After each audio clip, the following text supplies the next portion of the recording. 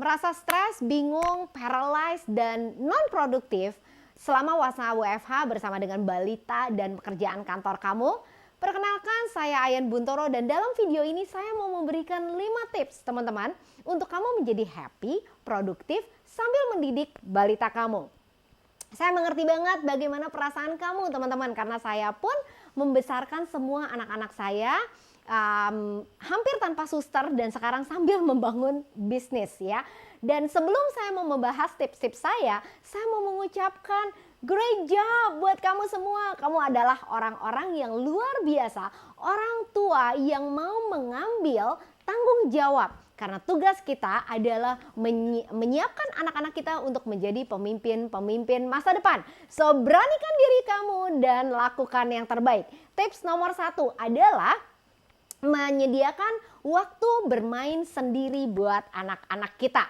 Nah, tahukah kamu bahwa penting sekali untuk anak-anak memiliki skill berkonsentrasi, teman-teman?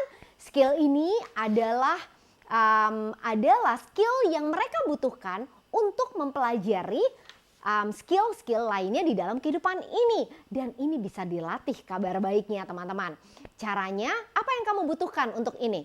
Yang pertama, kamu membutuhkan mainan teman-teman. Yes, mainan yang menarik dan edukatif. Perhatikan tingkat tumbuh kembang anak-anak kamu, motorik skill, analisa ya, terus dan jelas seperti misalnya ukuran permainan ya. Yang kedua, kamu butuh timer ya. Timer ini bisa dari gadget kamu, handphone atau timer dapur teman-teman ya. Yang ketiga, kamu butuh tempat yang aman untuk mereka bermain dan ada batasnya. Untuk anak kamu yang mungkin kurang dari 4 tahun, saya sangat menganjurkan baby box ya, yang ada pembatasnya teman-teman dan sangat empuk ya. Oke. Untuk yang lebih besar, mereka bisa gunakan karpet atau ruangan tertutup ya. Nah, caranya teman-teman, kamu harus jelasin pertama-tama kepada anak kamu, nak, mama mau kamu bermain sendiri. Kenapa ya?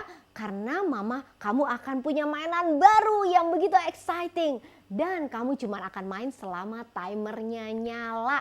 Waktu timernya bunyi, kita akan beberes dan udahan gitu ya. Dan teman-teman kasih reward and semangat buat anak-anak kamu. Yang terakhir, yes, kamu akan menghadapi protes teman-teman kalau kamu tidak pernah mengaplikasikan ini. But take courage, be consistent dan persistent. Karena hasil yang kamu dapatkan akan jauh melebihi tantangan yang kamu hadapi. Yang kedua tipsnya adalah waktu bermain bersama dengan siblings atau dengan kakak adik mereka. Nah, ini adalah waktu untuk membangun bonding di antara anak-anak kita. Waktu mereka belajar untuk menghormati teman-teman mereka. Waktu untuk belajar untuk menjadi team player, bermain di dalam tim, teman-teman. Kegiatannya banyak banget, mulai dari yang indoor atau di sekitar meja dengan melakukan art and craft, painting, drawing, menulis teman-teman bersama, atau di luar ya dengan gardening atau bermain bola ya, tergantung dari bagaimana anak-anak, berapa umur anak-anak kamu, kegiatannya bisa diatur, disesuaikan. Yang ketiga, tips ketiga itu adalah tidur di kamar terpisah.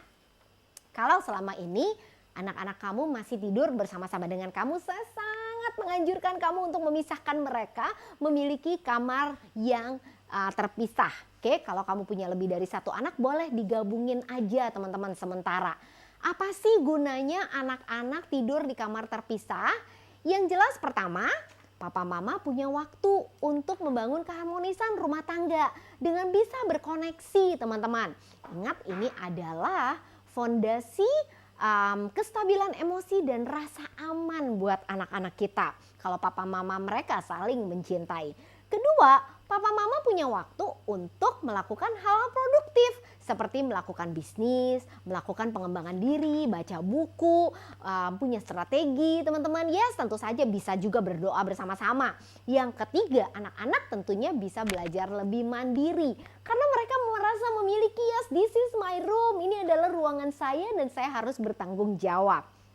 Oke, gimana caranya teman-teman?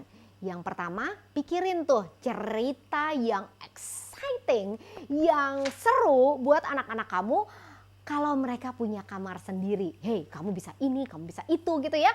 Ya, bikin cerita yang menarik teman-teman. Dan siapkan insentif buat mereka ya. Siapkan insentif dan lots and lots of encouragement tentu saja ya. Dan yang ketiga, kamu sebagai orang tua perlu belajar untuk menjadi persisten. Karena sekali lagi teman-teman, reward yang kamu dapatkan jauh melebihi dari tantangan yang akan kamu hadapi. Saya sendiri teman-teman bersyukur banget diajarkan hal-hal ini sebelum anak pertama saya. Jadi semua anak-anak kami itu dipisahkan dari kamar kami mulai dari sekitar 8 minggu. Sedikit kepagian mungkin buat kamu, tapi buat kami enggak, karena pada waktu itu mereka mulai tidur sekitar 8 jam ya, sehingga mereka bisa dipisahkan.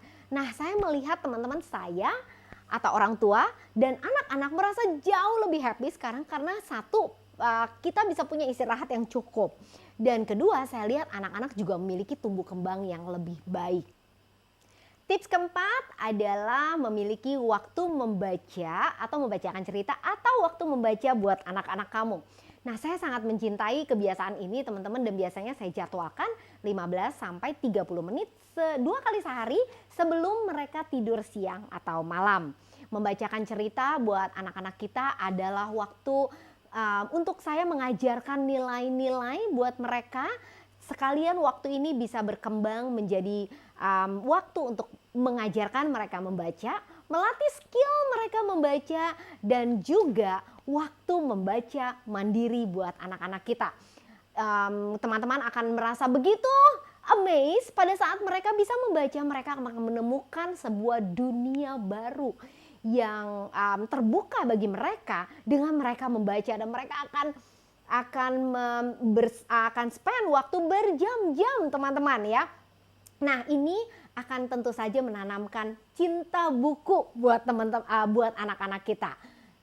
Nah, tips yang terakhir teman-teman ya, tips untuk memiliki waktu makan bersama dan bisa makan sendiri. Nah, kenapa ini penting teman-teman? Yang pertama, saya lihat untuk membangun sebuah kultur kebersamaan di sekitar meja makan. Meja makan bisa menjadi area yang sangat baik untuk kita mengajarkan begitu banyak nilai buat mereka.